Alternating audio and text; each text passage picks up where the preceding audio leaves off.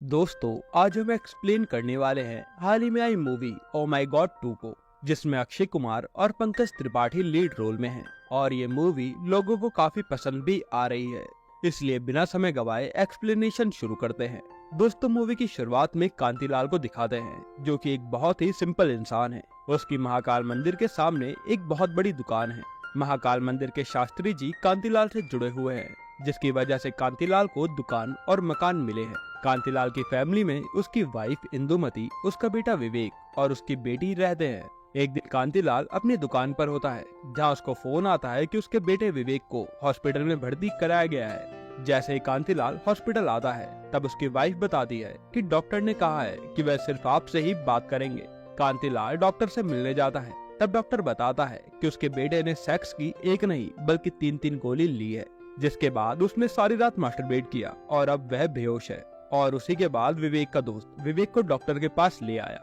कांतिलाल ये सारी बात सुनकर काफी शॉक होता है और वह ये बात सबसे छुपाता है।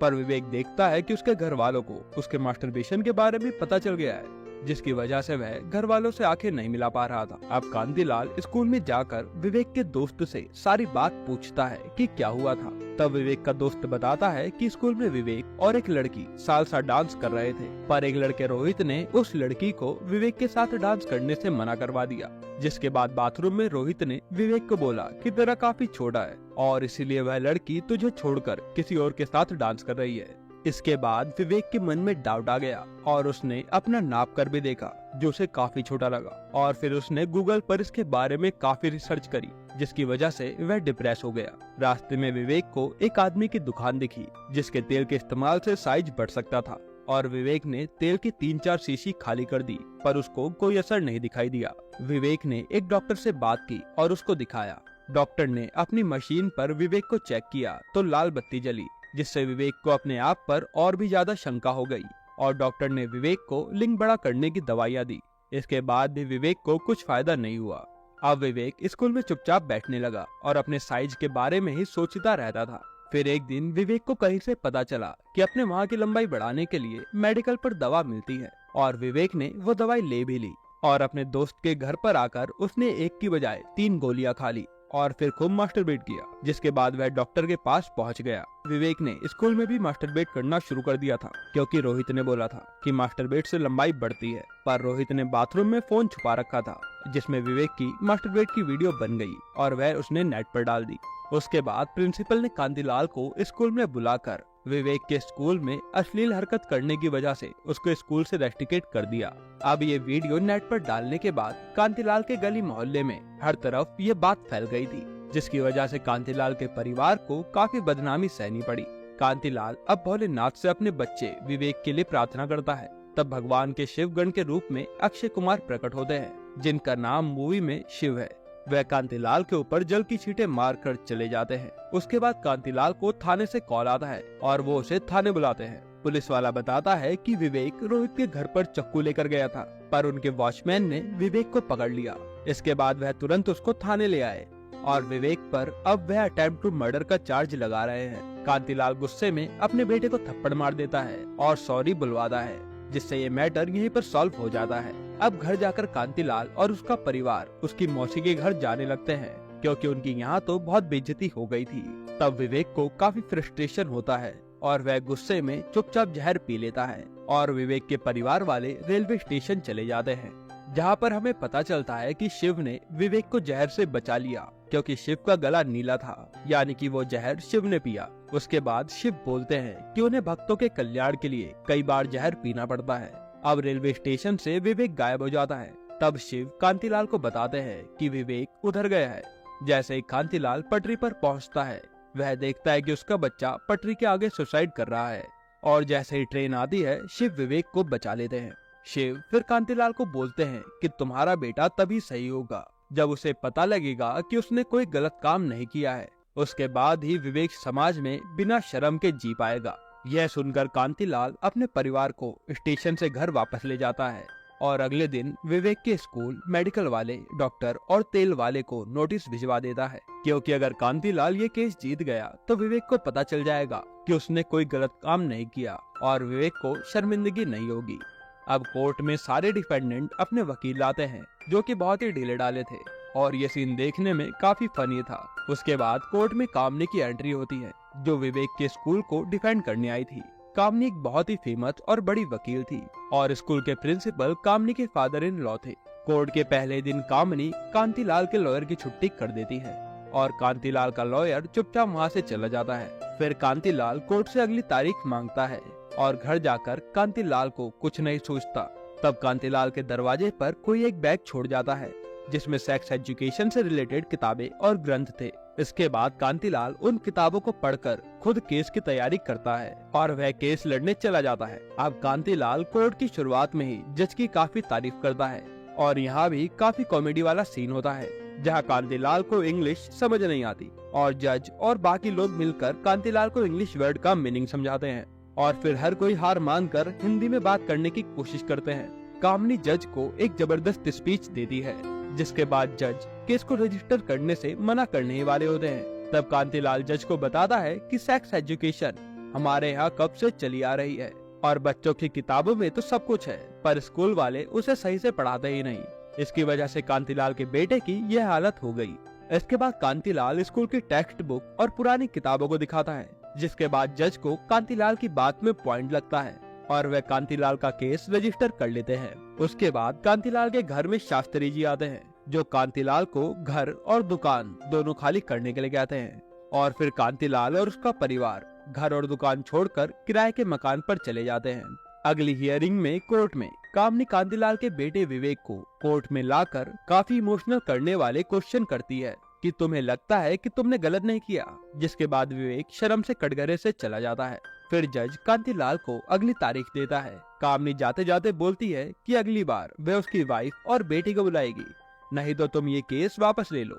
अब कांतिलाल को शिव घर के बाहर मिलते हैं और बातों बातों में कांतिलाल को बोलते हैं कि वह बोलो जो समाज को अच्छा लगे। इसके बाद कांतिलाल को आइडिया आता है और अगली हियरिंग में कामनी कोर्ट में कांतिलाल की बेटी को बुलाती है और कांतिलाल की बेटी को विवेक का वीडियो दिखाकर बोलती है कि तुम्हें ये देखकर क्या लगता है। कांतिलाल की बेटी हिंदी की स्पष्ट भाषा में ऐसे बताती है कि कामनी की बोलती बंद हो जाती है। उसके बाद अगली तारीख पर कोर्ट में कामनी कांतिलाल की वाइफ से क्वेश्चन करती है कि कांतिलाल की फर्स्ट नाइट पर क्या हुआ था। इसके बाद कांतिलाल की वाइफ हंसती है और बड़ी सरलता से कामनी का जवाब देती है, जिससे कामनी काफी ज्यादा फ्रस्ट्रेट हो जाती है और बोलती है कि कांतिलाल और उसके परिवार वाले स्कूल को बदनाम कर रहे हैं। अब कामनी स्कूल से किसी बच्चे की मां को बुलाती है जो कि प्रोस्टिट्यूट थी, पर स्कूल वालों ने उनके बच्चे के साथ कोई भेदभाव नहीं किया और उस औरत के बच्चे को स्कूल में पढ़ाया। उस औरत को बुलाने के बाद कामनी का पलड़ा थोड़ा भारी लगता है। जज कांतिलाल से उस महिला से क्वेश्चनिंग करने के लिए कहते हैं, पर कांतिलाल शर्मा कर मना कर देता है। अगले दिन शिव कांतिलाल को मंदिर के बाहर मिलते हैं, जहां वह शंकर भगवान से बोलते हैं कि वह भगवान से सवाल पूछने आए हैं, तभी तो उन्हें जवाब मिलेगा। इससे शिव कांतिलाल को इशारा कर रहे थे और कांतिलाल समझ जाता है। अगली डेट में कांतिलाल उस महिला से क्वेश्चनिंग करता है, जिसके बाद कोर्ट में कांतिलाल सब लोगों का दिल जीत लेता है और उस माँ को प्रणाम करता है जो कि इतना संघर्ष करके अपने बेटे को शिक्षा दे रही है। अब बारी बाकी लोगों की आती है कि उसका साइज बड़ा हो सकता है। पहले जापानी तेल वाला, जिसके तेल का टेस्ट कांतिलाल ने गायनेकोलॉजिस्ट से करवाया, जो कि एकदम ही बेकार निकला और वह एकदम नॉर्मल तेल था। दूसरा था डॉक्टर, जिसने मशीन से टेस्ट करके विवेक को डिप्रेस किया, जिससे विवेक को लगा कि उसमें कमी है। उसके बाद जज ने कोर्ट में 10 फीट लोगों का टेस्ट करवाया और साथ में उस डॉक्टर का भी, पर सारे ही टेस्ट फेल रहे, जिसका मतलब वह मशीन ही खराब थी और वह डॉक्टर बस लोगों को ठग रहा था। तीसरा था वह मेडिकल वाला, जिसने विवेक को साइज बढ़ाने की गोली दी बिना उसको सही इन्फॉर्मेशन दिए। कांतिलाल मेडिकल वाले से बोलता है कि आपने तो दवाइयों की पढ़ाई की है ना, अब आप बताइए क्या सच में साइज बढ़ सकता है। तो मेडिकल वाला मना करता है। अब ये केस काफी पॉपुलर हो गया था। शिव कांतिलाल को कचौड़ी की दुकान के बाहर मिलते हैं, जहाँ शिव कांतिलाल को कचौड़ी देकर खाने से पहले पढ़ने को बोलते हैं। तब कांतिलाल कचौड़ी के अखबार में अश्लील और अटपटे क्वेश्चंस पढ़ता है। अगली हियरिंग में कोर्ट में काफी लोग खचाखच भरे थे। कांतिलाल जज को चार्ट और टेक्स्ट बुक की लाइन को दिखाकर बोलता है कि किताब में सब दिया गया है, तो बच्चों को सेक्स एजुकेशन के बारे में क्यों नहीं पढ़ाया जाता। और फिर कांतिलाल जज को रिपोर्ट और कई सारी रिसर्च करे हुए एविडेंस दिखाता है, पर कामनी बोलती है कि हमारी सोसाइटी में ऐसे खुलेआम सेक्स के बारे में बात नहीं कर सकते और तुम सिर्फ अपने बच्चे की वजह से ये सब कर रहे हो। कांतिलाल अब कोर्ट में अखबार की कुछ अटपटी सेक्स से रिलेटेड क्वेश्चन पढ़ता है जो कि स्कूल के ट्रस्टी के अखबार में छपते थे। कांतिलाल बोलता है कि वो अपने अखबार में ये क्वेश्चन छाप सकते हैं लेकिन इसके ऊपर बात नहीं कर सकते, जिससे अब कामनी और सबकी बोलती बंद हो गई थी। जज अब कांतिलाल और कामनी को क्लोजिंग स्टेटमेंट अगली हियरिंग में देने के लिए बोलते हैं। अब सेक्स एजुकेशन की बात टीवी, सोशल मीडिया, इंटरनेट पर हर तरफ फैल गई थी और काफी लोग कांतिलाल की बात को सपोर्ट भी कर रहे थे, पर कुछ लोग कांतिलाल की बात के खिलाफ थे। अब पुलिस वाले कांतिलाल के घर आते हैं और सारी कंप्लेंट के लेटर देते हैं और बोलते हैं कि आपके खिलाफ टोटल 72 कंप्लेंट्स आई हैं और कुछ तो दूसरी स्टेट की भी हैं। आपको केस के लिए दूसरे स्टेट में जाना पड़ेगा, जिसके कारण आप अपने बेटे के कोर्ट के केस में नहीं आ पाओगे, जिससे वह केस यहीं खत्म हो जाएगा। अब कांतिलाल को किसी का फोन आता है और अगले सीन में कामनी और उसके सारे क्लाइंट कांतिलाल को 1 करोड़ का चेक देकर केस को वापस लेने को बोलते हैं। कांतिलाल पर कोई चारा नहीं होता क्योंकि उसे दूसरे स्टेट में केस के लिए जाना होगा, नहीं तो उसे जेल हो जाएगी। कांतिलाल काफी सोचता है और अपने बच्चे के भविष्य के लिए पेपर पर साइन कर 1 करोड़ का चेक लेकर घर की ओर निकल जाता है, जिससे अब ये केस यहीं पर खत्म हो जाएगा बिना किसी एक्शन के। अब रास्ते में कांतिलाल का एक्सीडेंट हो जाता है। कांतिलाल की आंख हॉस्पिटल में खुलती है जहां पर वह मर गया था। शिव कांतिलाल के सामने थे और कांतिलाल के कहने पर उसको अपना असली रूप दिखाते हैं और कांतिलाल को उसके पीछे क्या क्या हुआ सब बताते हैं। इसके बाद शिव कांतिलाल को कोर्ट जाने के लिए बोलते हैं और सारे लोग कांतिलाल को जिंदा देखकर शॉक हो जाते हैं क्योंकि डॉक्टर ने बोला था कि कांतिलाल मर गया है, पर कांतिलाल को तो डॉक्टर से भी बड़े डॉक्टर खुद भगवान ने बचाया था। अब कांतिलाल को खुद शिव कोर्ट पहुंचाते हैं जहां वह 1 करोड़ का चेक वापस करता है और जज को केस वापस लड़ने के लिए बोलता है। अब दोनों लॉयर अपनी क्लोजिंग स्टेटमेंट देते हैं। तब कामनी बोलती है कि कांतिलाल का बेटा अभी भी अपने काम के लिए शर्मिंदा है, नहीं तो वह यहाँ आता। इसके बाद कांतिलाल का बेटा वहाँ आ जाता है और बोलता है कि उसने कुछ गलत नहीं किया, पर जिस जगह किया वह गलत है और सारे ही लोग विवेक का सपोर्ट करते हैं। विवेक बोलता है कि हमें सेक्स एजुकेशन जरूर मिलनी चाहिए कि गुड टच बैड टच क्या है, हर चीज के बारे में हमें नॉलेज मिलनी चाहिए। अब जज कोर्ट का फैसला कांतिलाल की तरफ सुनाते हैं और सभी लोगों को दोषी मानकर उन्हें कंपनसेशन के नाम पर 11 रुपए, 21 रुपए, 51 रुपए और 101 रुपए कांतिलाल को देने के लिए कहते हैं, जो कांतिलाल महाकालेश्वर मंदिर पर चढ़ाएगा। और एजुकेशन डिपार्टमेंट से बच्चों को सेक्स एजुकेशन देने और जिस बच्चे ने विवेक का वीडियो लीक किया था उस पर कार्रवाई करने को बोलते हैं। एंड में कांतिलाल अपने परिवार को शिव से मिलाता है बिना ये बताए कि वह भगवान है और फिर शिव वहाँ से चले जाते हैं और मूवी खत्म होती है। दोस्तों, आपको ये मूवी कैसी लगी कमेंट में जरूर बताइएगा और ऐसे ही अमेजिंग एक्सप्लेनेशन देखने के लिए चैनल को जरूर सब्सक्राइब करके बेल आइकन दबा दीजिए।